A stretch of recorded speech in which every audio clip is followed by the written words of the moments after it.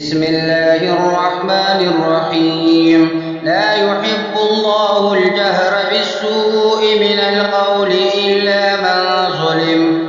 وكان الله سميعا عليما. إن تبدوا خيرا أو تخفوه أو تعفوا عن سوء فإن الله كان عفوا قديرا.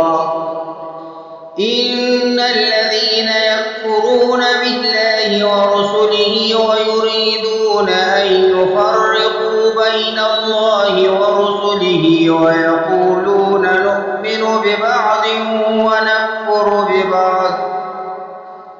ويريدون أن يتخذوا بين ذلك سبيلا، أولئك هم الكافرون حقا، وأعتدنا للكافرين عذابا مهينا. والذين آمنوا بالله ورسله ولم يفرقوا بين أحد منهم أولئك سوف يؤتيهم أجورهم، وكان الله غفورا رحيما. يسألك أهل الكتاب أن تنزل عليهم كتابا من السماء، فقد سألوا موسى أكبر من ذلك فقالوا أرنا الله جهرة فأخذتهم الصاعقة بظلمهم، ثم اتخذوا العجل من بعد ما جاءتهم البينات فعفونا عن ذلك وآتينا موسى سلطانا مبينا. ورفعنا فوقهم الطور بميثاقهم وقلنا لهم ادخلوا الباب سجدا وقلنا لهم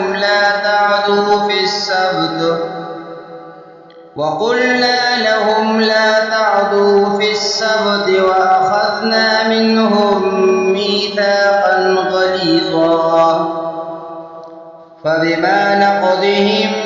ميثاقهم وكفرهم بآيات الله وقتلهم الأنبياء بغير حق وقولهم قلوبنا غلف بل طبع الله عليها بكفرهم فلا يؤمنون إلا قليلا.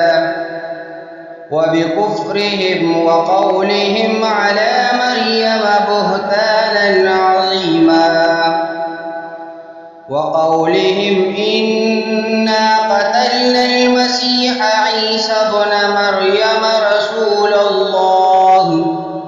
وما قتلوه وما صلبوه ولكن شبه لهم، وإن الذين اختلفوا فيه لفي شك منه ما لهم به من علم إلا اتباع الظن،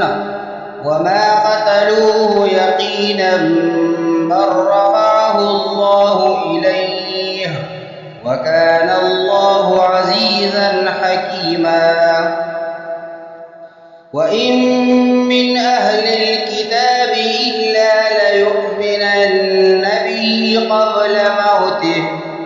ويوم القيامة يكون عليهم شهيدا. فبظلم من الذين هادوا حرمنا عليهم طيبات أحلت لهم وبصدهم عن سبيل الله كثيرا وأخذهم الربا وقد نهوا عنه وأكلهم أموال الناس بالباطل وأعتدنا للكافرين منهم عذابا أليما. لكن الراسخون في العلم منهم والمؤمنون يؤمنون بما أنزل إليك وما أنزل من قبلك وما أنزل من قبلك والمقيمين الصلاة والمؤتون الزكاة والمؤمنون بالله واليوم الآخر أولئك سنؤتيهم أجرا عظيما إنا أوحينا إليك كما أوحينا إلى نوح والنبيين من بعده وأوحينا إلى إبراهيم وإسماعيل وإسحاق ويعقوب والأسباط وعيسى وأيوب ويونس وهارون وسليمان وآتينا داود زبورا ورسلا قد قصصناهم عليك من قبل ورسلا لم نقصصهم عليك وكلم الله موسى تكليما رسلا مبشرين ومنذرين لئلا يكون للناس على الله حجة بعد الرسل وكان الله عزيزا حكيما لكن الله يشهد بما أنزل إليك أنزله بعلمه والملائكة يشهدون وكفى بالله شهيدا إن الذين كفروا وصدوا عن سبيل الله قد ضلوا ضلالا بعيدا إن الذين كفروا وظلموا لم يكن الله ليغفر لهم ولا ليهديهم طريقا إلا طريق جهنم خالدين فيها أبدا وكان ذلك على الله يسيرا يا أيها الناس قد جاءكم الرسول بالحق من ربكم فآمنوا خيرا لكم وإن تكفروا فإن لله ما في السماوات والأرض وكان الله عليما حكيما يا أهل الكتاب لا تغلوا في دينكم ولا تقولوا على الله إلا الحق إنما المسيح عيسى ابن مريم رسول الله وكلمته ألقاها إلى مريم وروح منه فآمنوا بالله ورسله ولا تقولوا ثلاثة انتهوا خيرا لكم إنما الله إله واحد سبحانه أن يكون له ولد له ما في السماوات وما في الأرض وكفى بالله وكيلا لن يستنكف المسيح أن يكون عبدا لله ولا الملائكة المقربون ومن يستنكف عن عبادته ويستكبر فسيحشرهم إليه جميعا فأما الذين آمنوا وعملوا الصالحات فيوفيهم أجورهم ويزيدهم من فضله وأما الذين استنكفوا واستكبروا فيعذبهم عذابا أليما ولا يجدون لهم من دون الله وليا ولا نصيرا يا أيها الناس قد جاءكم برهان من ربكم وأنزلنا إليكم نورا مبينا. فأما الذين آمنوا بالله واعتصموا به فسيدخلهم في رحمة منه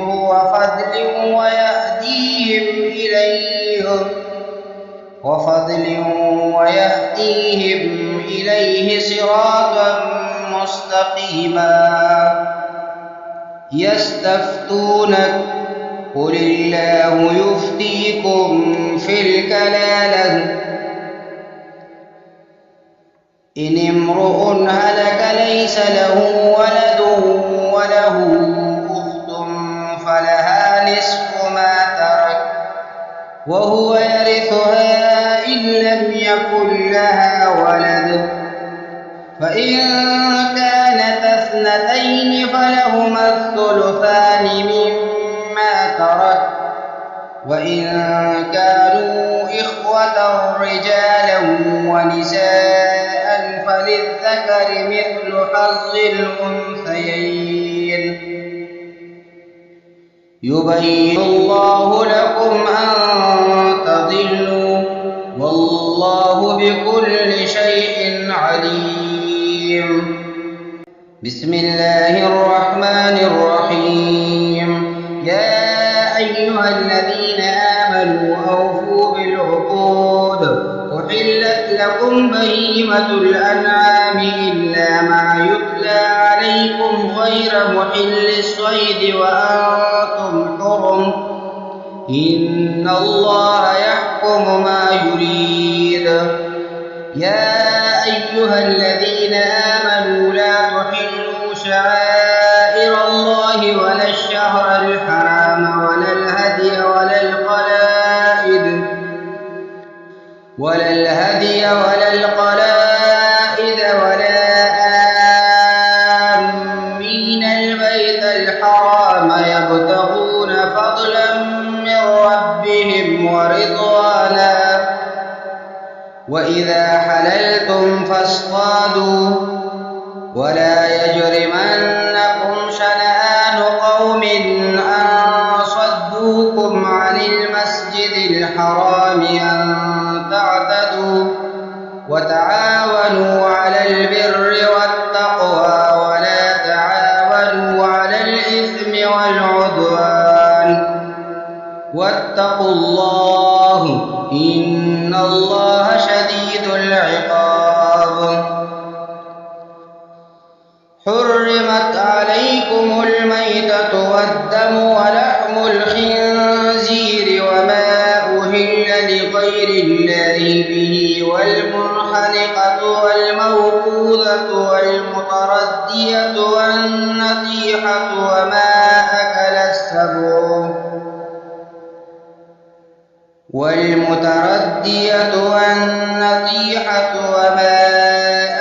السبع إلا ما زكيتم وما ذبح على النصب وأن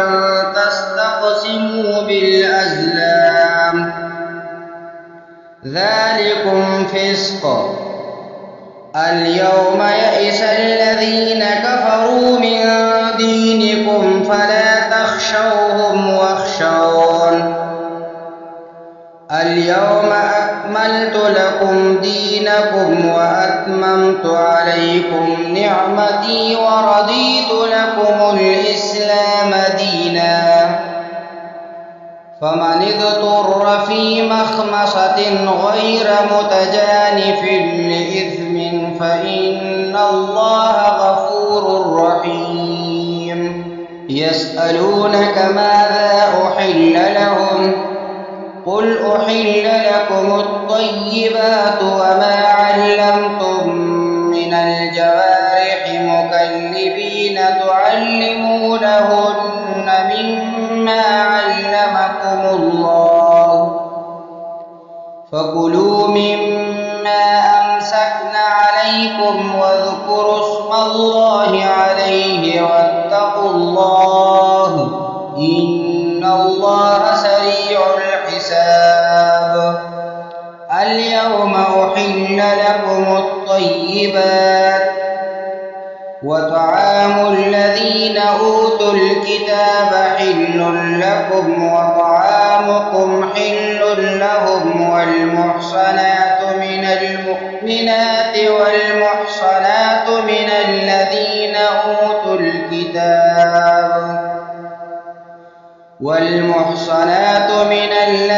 أوتوا الكتاب من قبلكم إذا آتيتموهن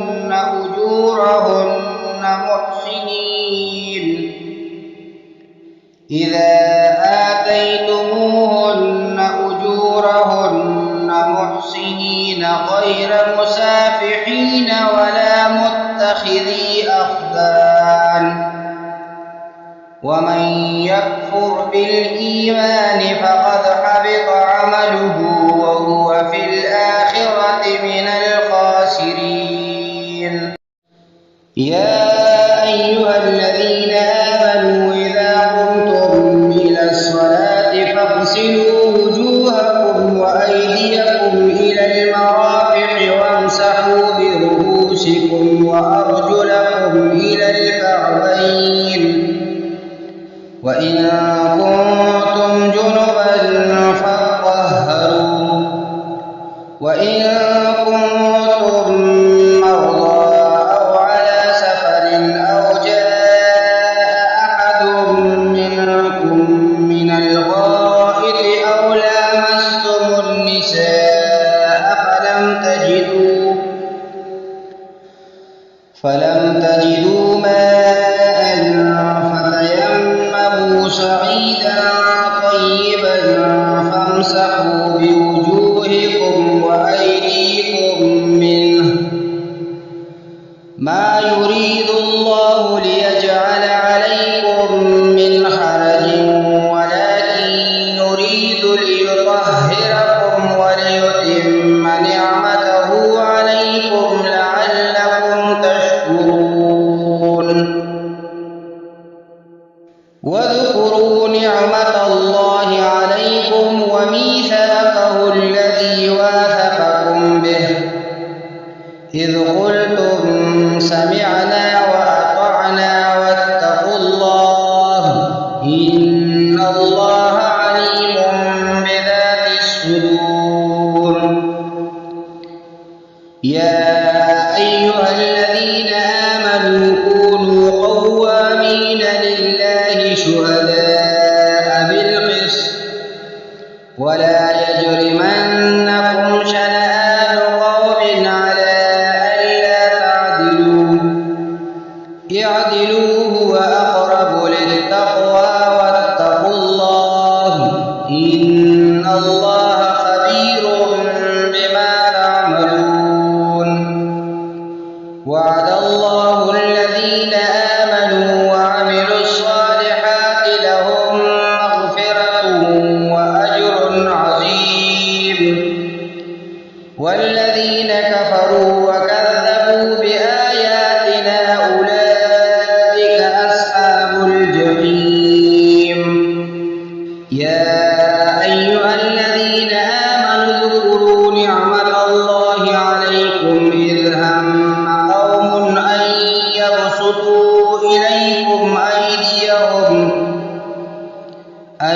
يبسطوا إليكم أيديهم فكف أيديهم عنكم واتقوا الله وعلى الله فليتوكل المؤمنون. ولقد أخذ الله ميثاق بني إسرائيل وبعثنا منهم 12 نقيبا وقال الله إني معكم لئن أقمتم الصلاة وآتيتم الزكاة وآمنتم برسلي وعزرتموهم وأقرضتم الله قرضا حسنا لأكفرن عنكم سيئاتكم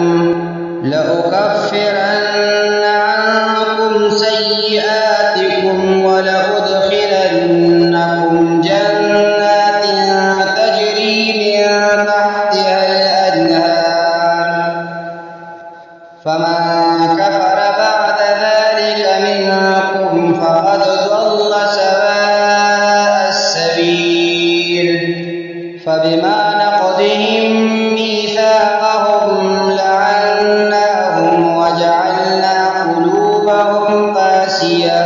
يحرفون الكلم عن مواضعه ونسوا حظا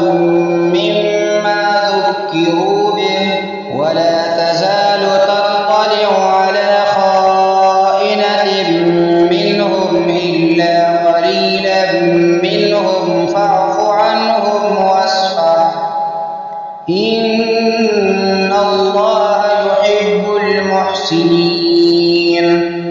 ومن الذين قالوا إنا نصارى أخذنا ميثاقهم فنسوا حظا مما ذكروا به فأغرينا بينهم العداوة والبغضاء إلى يوم القيامة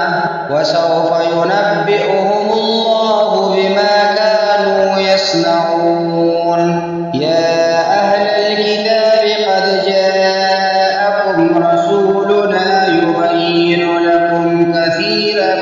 مما كنتم تخفون من الكتاب ويعفو عن كثير.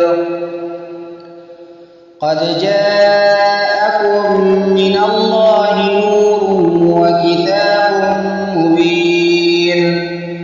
يهدي به الله من اتبع رضوانه سبل السلام ويخرجهم من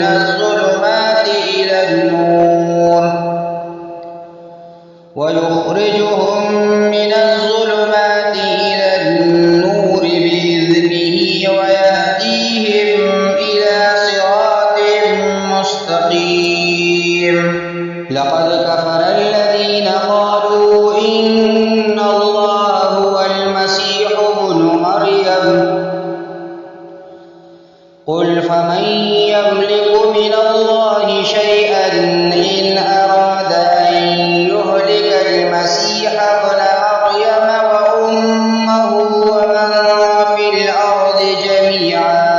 ولله ملك السماوات والأرض وما بينهما يخلق ما يشاء والله على كل شيء قدير. وقالت اليهود والنصارى نحن أبناء الله وأحباؤه قل فلم يعذبكم بذنوبكم بل أنتم بشر ممن خلق يغفر لمن يشاء ويعذب من يشاء ولله ملك السماوات والأرض وما بينهما وإليه المصير. يا أهل الكتاب قد جاءكم رسولنا يبين لكم على فترة من الرسل أن تقولوا ما جاءنا من بشير ولا نذير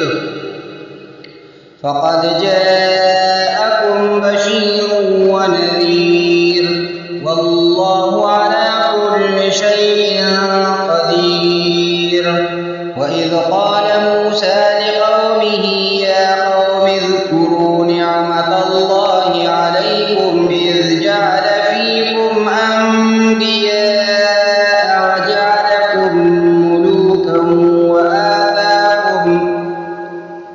وجعلكم ملوكا وآتاكم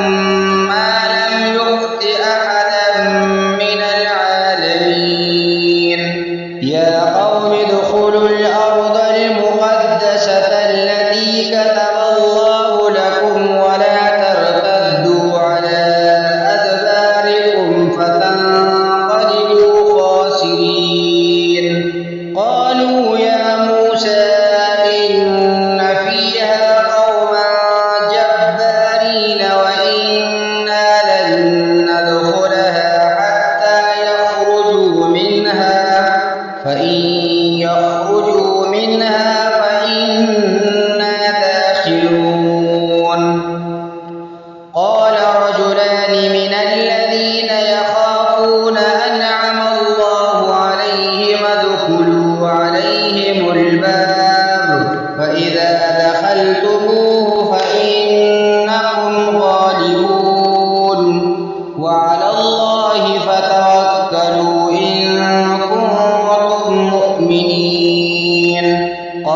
قالوا يا موسى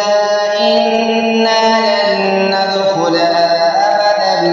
ما داموا فيها فاذهب أنت وربك فقاتلا إنا هاهنا قاعدون.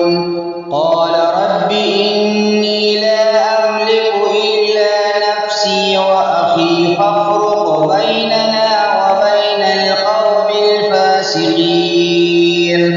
قال فإنها محرمة عليهم 40 سنة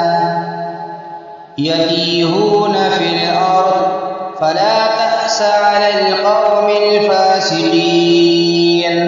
واتل عليهم نبأ ابني آدم بالحق إذ قربا قربانا فتقبل من أحدهما ولم يتقبل من الآخر قال لأقتلنك.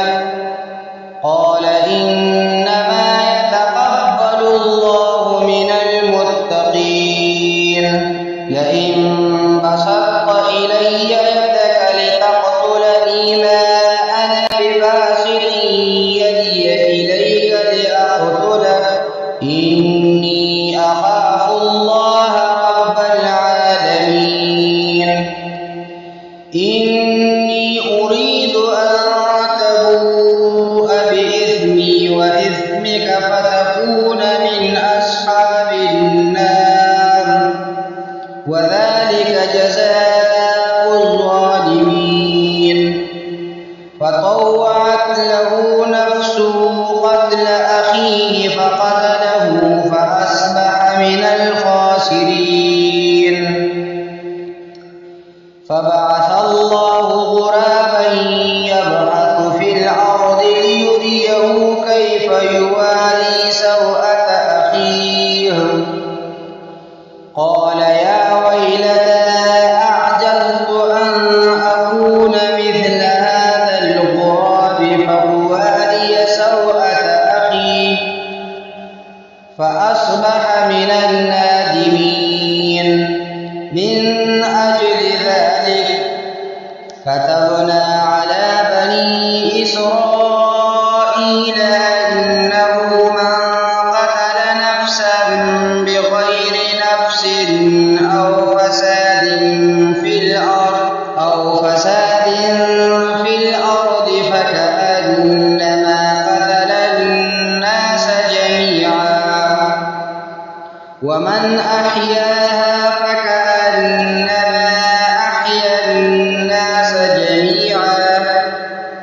ولقد جاءتهم رسلنا بالبينات ثم إن كثيرا منهم بعد ذلك في الأرض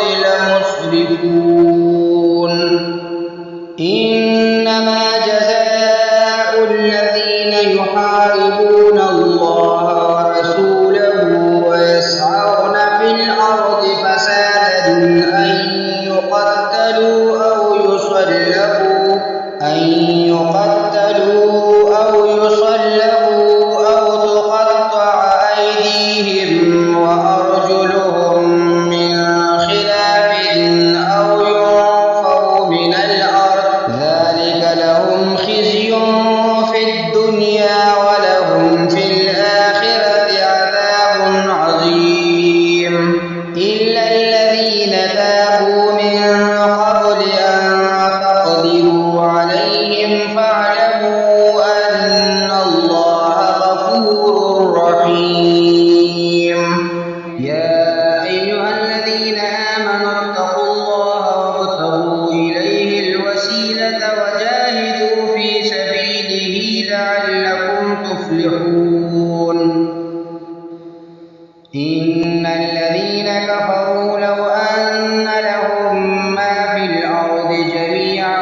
ومثله معه ليفتدوا به من عذاب يوم القيامة ما تقبل منهم ولهم عذاب أليم. يريدون أن يخرجوا من النار وما هم بخارجين منها ولهم عذاب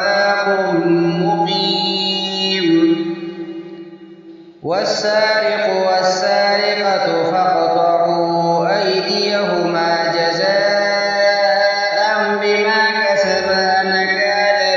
من الله والله عزيز حكيم. فمن تاب من بعد ظلمه وأصلح فإن الله يتوب عليه إن الله غفور رحيم. ألم تعلم أن الله له ملك السماوات والأرض يعذب من يشاء ويغفر لمن يشاء والله على كل شيء قدير. يا أيها الرسول لا يحزنك الذين يسارعون في الكفر من الذين قالوا آمنا بأفواههم ولم تؤمن قلوبهم ومن الذين هادوا سماعون للكذب سماعون لقوم آخرين لم يأتوك يحرفون الكلم من بعد مواضعه يقولون إن أوتيتم هذا فخذوه وإن لم تؤتوه فاحذروا ومن يرد الله فتنته فلن تملك له من الله شيئا أولئك الذين لم يرد الله أن يطهر قلوبهم لهم في الدنيا خزي ولهم في الآخرة عذاب عظيم. سماعون للكذب أكالون للسحت فإن جاءوك فاحكم بينهم أو أعرض عنهم وإن تعرض عنهم فلن يضروك شيئا وإن حكمت فاحكم بينهم بالقسط إن الله يحب المقسطين. وكيف يحكمونك وعندهم التوراة فيها حكم الله ثم يتولون من بعد ذلك وما أولئك بالمؤمنين. إنا أنزلنا التوراة فيها هدى ونور يحكم بها النبيون الذين أسلموا للذين هادوا والربانيون والأحبار بما استحفظوا من كتاب الله وكانوا عليه شهداء فلا تخشوا الناس واخشوني ولا تشتروا بآياتي ثمنا قليلا ومن لم يحكم بما أنزل الله فأولئك هم الكافرون. وكتبنا عليهم فيها أن النفس بالنفس والعين بالعين والأنف بالأنف والأذن بالأذن والسن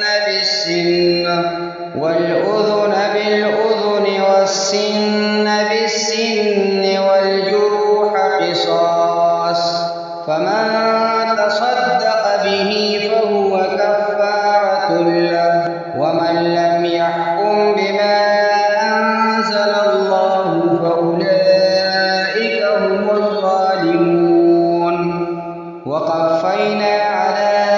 آثارهم بعيسى ابن مريم مصدقا لما بين يديه من التوراة وآتيناه الإنجيل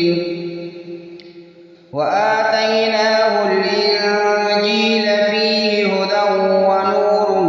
ومصدقا لما بين يديه من التوراة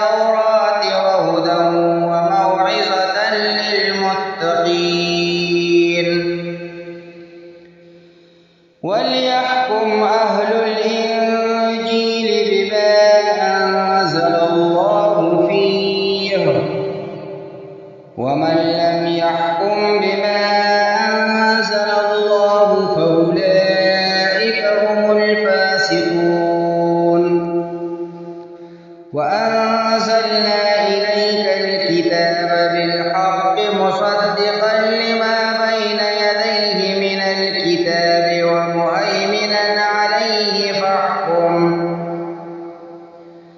ومهيمنا عليه فاحكم بينهم بما أنزل الله ولا تتبع أهواءهم عما جاءك من الحق لكل جعلنا منكم شرعة ومنهاجا ولو شاء الله لجعلكم أمة واحدة ولكن ليبلوكم فيما آتاكم فاستبقوا الخيرات إلى الله مرجعكم جميعا فينبئكم بما كنتم فيه تختلفون وأن يحكم بينهم بما أنزل الله ولا تتبع أهواءهم واحذرهم أن يفتنوك عن بعد ما أنزل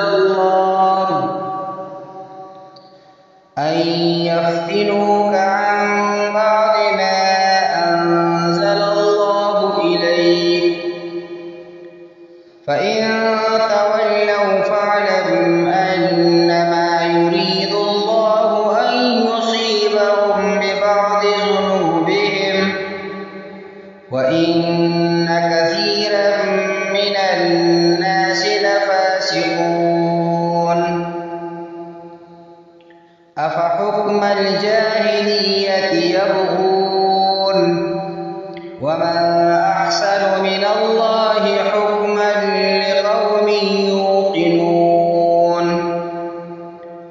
يا أيها الذين آمنوا لا تتخذوا اليهود والنصارى أولياء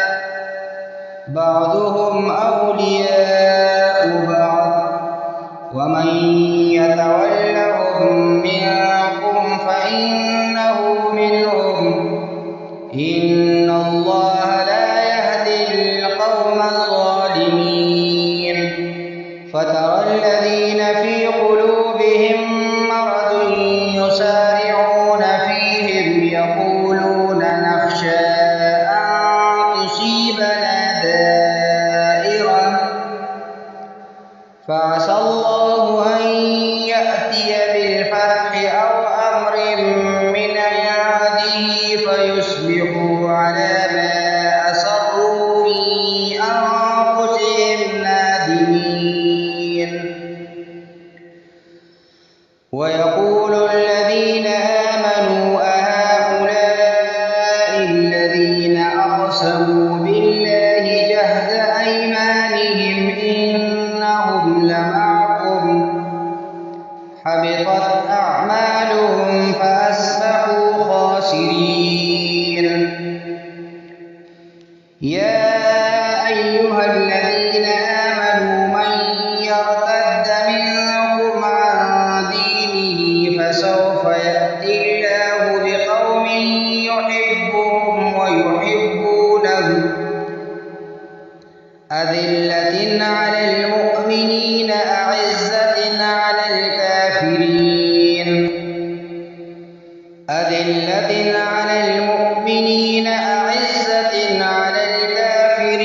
يجاهدون في سبيل الله ولا يخافون لومة لائم ذلك فضل الله يؤتيه من يشاء والله واسع عليم إنما وليكم الله ورسوله والذين آمنوا الذين يقيمون الصلاة ويؤتون الزكاة وهم راكعون ومن يتول الله ورسوله والذين آمنوا فإن حزب الله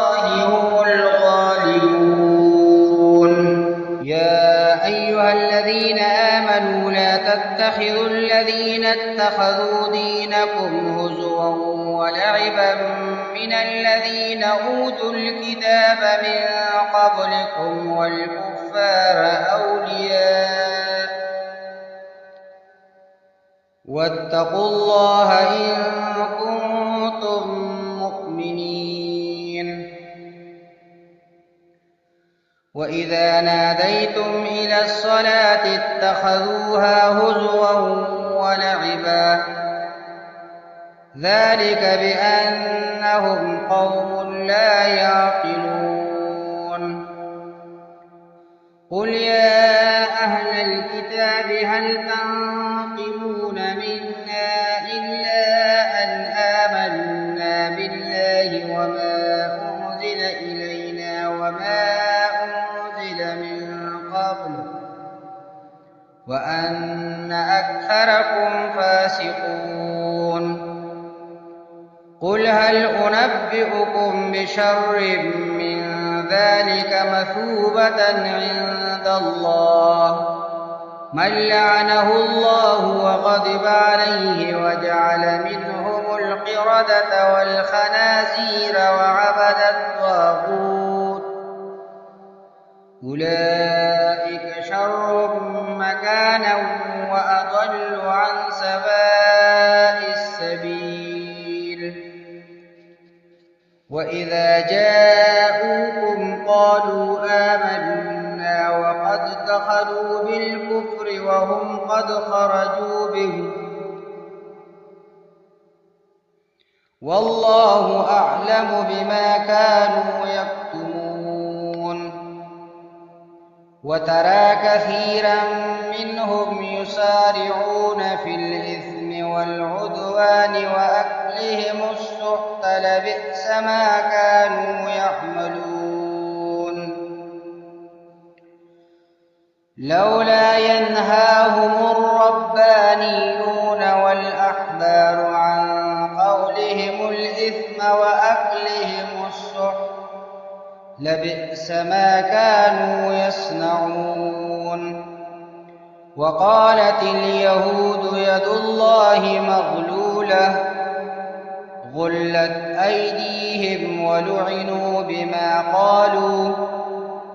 بل يداه مبسوطتان ينفق كيف يشاء وليزيدن كثيرا منهم ما أنزل إليك من ربك طغيانا وكفرا وألقينا بينهم العداوة والبغضاء إلى يوم القيامة كلما أوقدوا نارا للحرب أطفأها الله ويسعون في الأرض فسادا والله لا يحب المفسدين. ولو أن أهل الكتاب آمنوا واتقوا لكفرنا عنهم سيئاتهم ولأدخلناهم جنات النعيم. ولو أنهم أقاموا التوراة والإنجيل وما أنزل إليهم من ربهم لأكلوا من فوقهم ومن تحت أرجلهم منهم أمة مقتصدة وكثير منهم ساء ما يعملون. يا أيها الرسول بلغ ما أنزل إليك من ربك وإن لم تفعل فما بلغت رسالته والله يعصمك من الناس إن الله لا يهدي القوم الكافرين. قل يا أهل الكتاب لستم على شيء حتى تقيموا التوراة والإنجيل وما أنزل إليكم من ربكم وليزيدن كثيرا منهم ما أنزل إليك من ربك طغيانا وكفرا فلا تأس على القوم الكافرين إن الذين آمنوا والذين هادوا والصابئون والنصارى من آمن بالله واليوم الآخر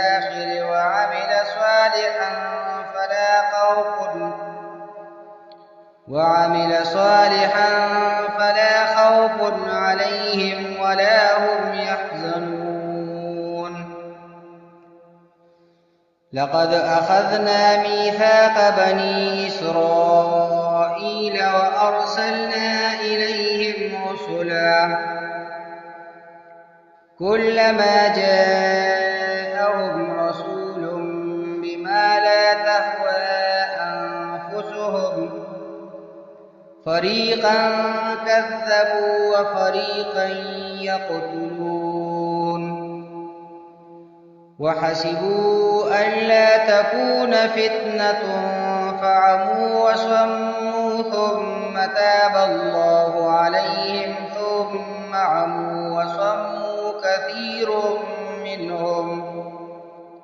والله بصير بما يعملون لقد كفر الذين قالوا إن الله هو المسيح ابن مريم وقال المسيح يا بني إسرائيل اعبدوا الله ربي وربكم إنه من يشرك بالله فقد حرم الله عليه الجنة ومأواه النار وما للظالمين من أنصار لقد كفر الذين قالوا إن الله ثالث ثلاثة وما من إله إلا إله واحد وإن لم ينتهوا عما يقولون ليمسن الذين كفروا منهم عذاب أليم أفلا يتوبون إلى الله ويستغفرونه والله غفور رحيم ما المسيح ابن مريم إلا رسول قد خلت من قبله الرسل وأمه صديقة كانا يأكلان الطعام انظر كيف نبين لهم الآيات ثم انظر أنى يؤفكون قل أتعبدون من دون الله ما لا يملك لكم ضرا ولا نفعا والله هو السميع العليم قل يا أهل الكتاب لا تغلوا في دينكم غير الحق ولا تتبعوا أهواء قوم قد ضلوا من قبل وأضلوا كثيرا وضلوا عن سواء السبيل لعن الذين كفروا من بني إسرائيل على لسان داود وعيسى بن مريم ذلك بما عصوا وكانوا يعتدون كانوا لا يتناهون عن منكر فعلوه لبئس ما كانوا يفعلون ترى كثيرا منهم يتولون الذين كفروا لبئس ما قدمت لهم أنفسهم أن سخط الله عليهم وفي العذاب هم خالدون ولو كانوا يؤمنون بالله والنبي وما أنزل إليه ما اتخذوهم أولياء ولكن كثيرا منهم فاسقون لتجدن أشد الناس عداوة للذين آمنوا اليهود والذين أشركوا ولتجدن أقربهم مودة للذين آمنوا الذين قالوا إنا نصارى ذلك بأن منهم قسيسين ورهبانا